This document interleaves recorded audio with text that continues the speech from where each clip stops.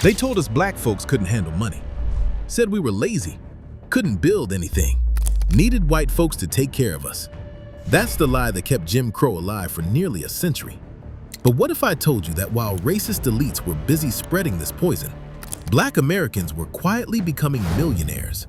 Not just one or two lucky breaks. We're talking about dozens of black entrepreneurs who built empires that made white elites sweat. They didn't just succeed despite the system trying to crush them. They got so rich, so powerful, so dangerous to the racist order that America had to destroy them with bombs, lynch mobs, and legal theft. Then they erased the evidence so you'd never know it happened. Picture the scene in 1920. You're walking through Tulsa, Oklahoma, down Greenwood Avenue. The streets are lined with black-owned banks, luxury hotels, movie theaters, and restaurants that rival anything in white districts. Doctors, lawyers, and business owners stroll past in tailored suits. Children head to well-funded schools while their parents discuss stock investments and real estate deals. This isn't some fantasy. This was Black Wall Street, and it was just one example of black wealth that terrified white America.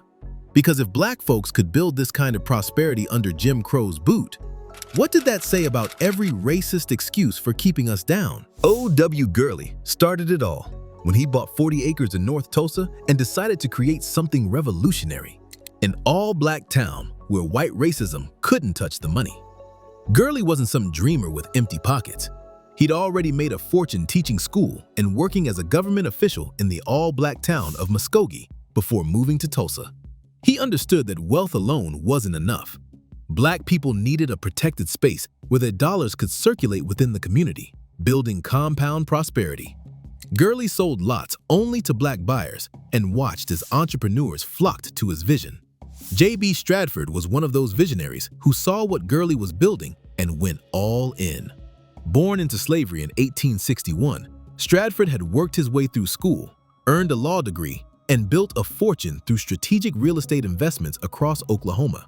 When he arrived in Greenwood, he didn't just open a business. He constructed the most luxurious hotel in the entire state, a 54-room palace that catered exclusively to black guests who couldn't stay anywhere else in segregated Oklahoma. The Stratford Hotel had running water, steam heat, and furnishings that matched any white establishment. Stratford wasn't trying to prove black people deserved equal treatment.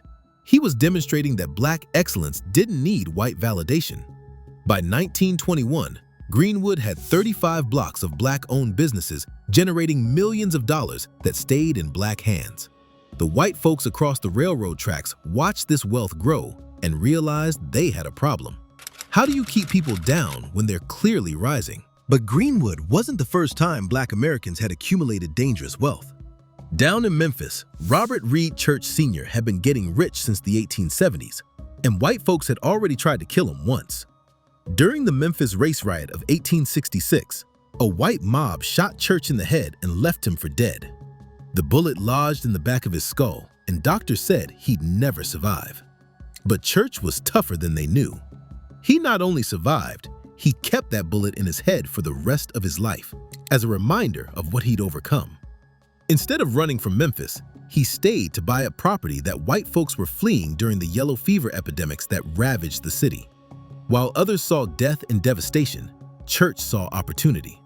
By the 1890s, Church owned so much of downtown Memphis, including saloons, real estate, and the region's first black-owned bank, that he was likely the first black millionaire in the South. His wealth was estimated at over $1 million, which would be worth more than $30 million today. He built Church Park and Auditorium in 1899, creating a space where black people could gather, organize, and celebrate their success. The message was clear. We don't need white approval to build our own world. Out in California, Mary Ellen Pleasant had been playing a different game entirely. She'd made her fortune during the gold rush, but not by digging in the dirt like everyone else. Pleasant arrived in San Francisco in 1852 and immediately recognized that the real gold wasn't in the ground, but in the pockets of lonely miners who needed places to eat, sleep, and relax.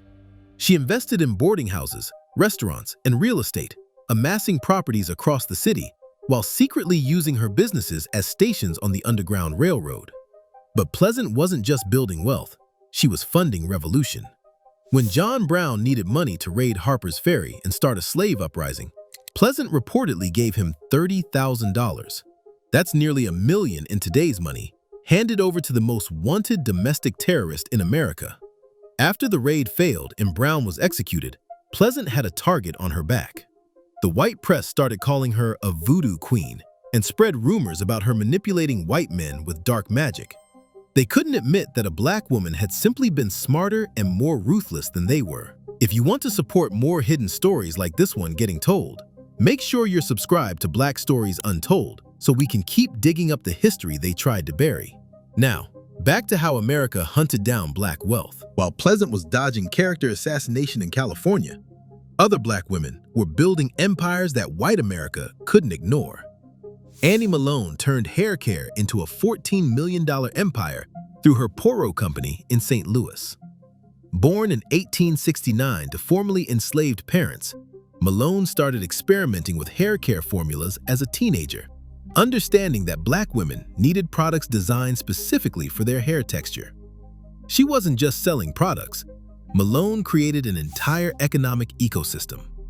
Poro College trained thousands of black women in business skills, chemistry, and marketing while manufacturing products that were shipped nationwide.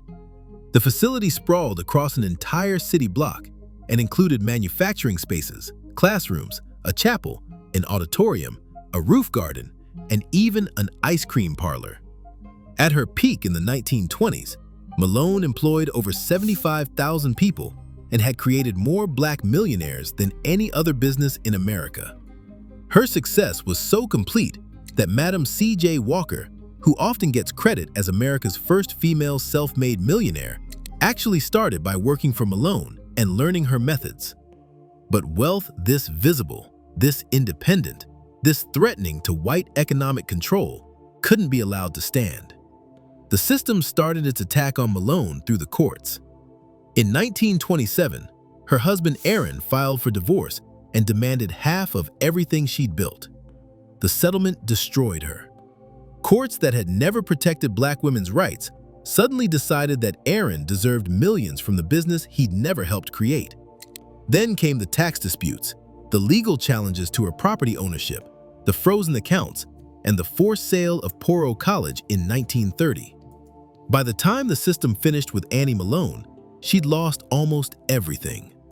She died in 1957 with just a few $1,000s, while history books gave her credit to Madam C.J. Walker and pretended Poro had never existed. This wasn't coincidence.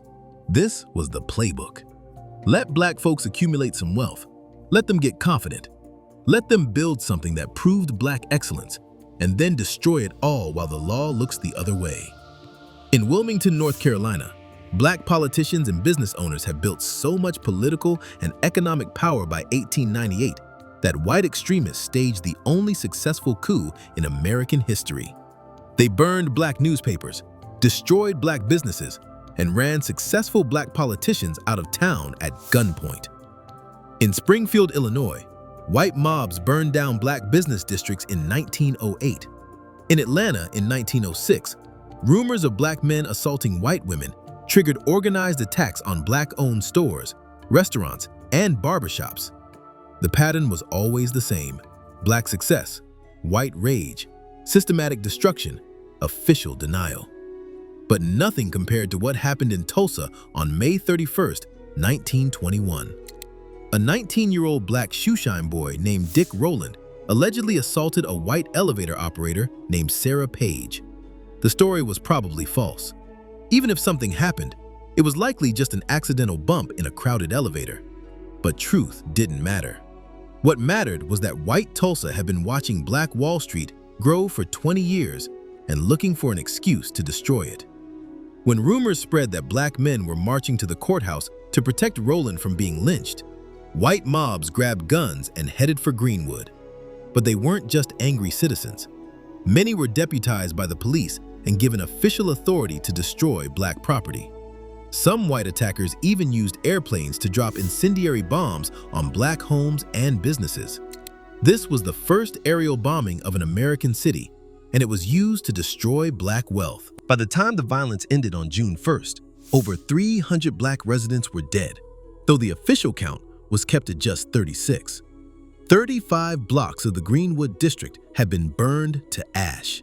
1,500 homes were destroyed, along with virtually every Black-owned business, church, school, and hospital.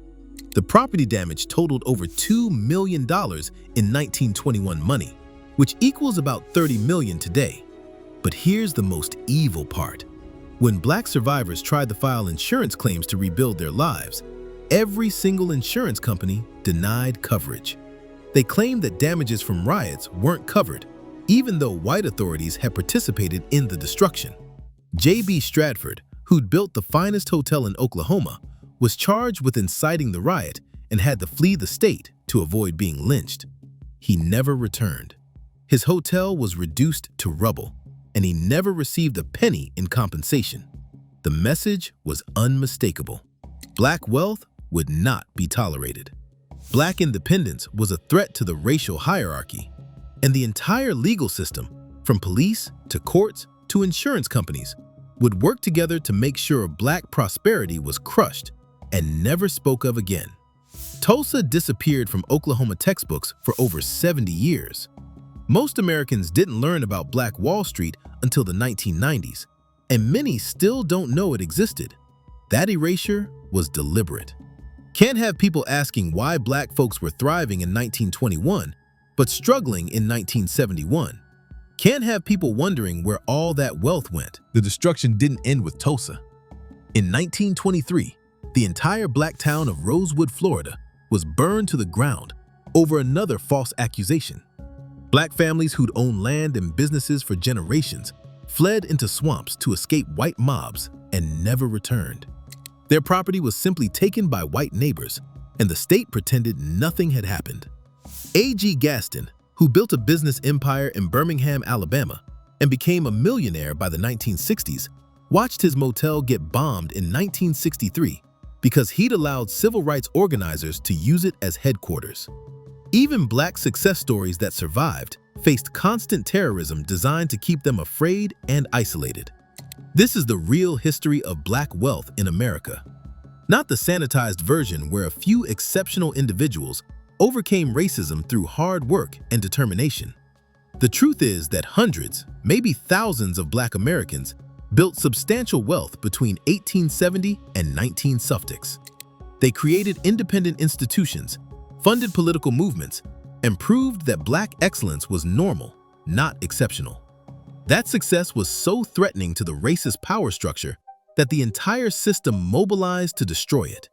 They used bombs, bullets, corrupt courts, discriminatory laws, insurance fraud, and historical amnesia to steal generational wealth that should have been passed down to Black families for over a century. When people today ask why there's a racial wealth gap, they act like it's some mystery that requires complicated explanations about culture, education, or personal responsibility. But it's not complicated at all. The wealth was stolen. The businesses were burned. The property was taken. The insurance claims were denied. The legal system refused to provide justice. And then the history books pretended none of it ever happened, so that future generations would blame themselves for poverty that was created by organized theft. Every time you hear someone suggest that Black Americans just need to pull themselves up by their bootstraps, remember Greenwood. Remember Annie Malone. Remember Robert Church. Remember all the Black millionaires whose bootstraps were cut by lynch mobs and legal thieves who made sure Black wealth could never threaten white power. They didn't fail. They were destroyed. And then they were erased. So you'd never know how dangerous Black success really was to the system that claimed we couldn't succeed. If you want to hear more hidden stories about Black resistance and excellence that they tried to bury, click the next video on your screen, because the more we remember what they tried to make us forget, the harder it becomes for them to lie about why things are the way they are.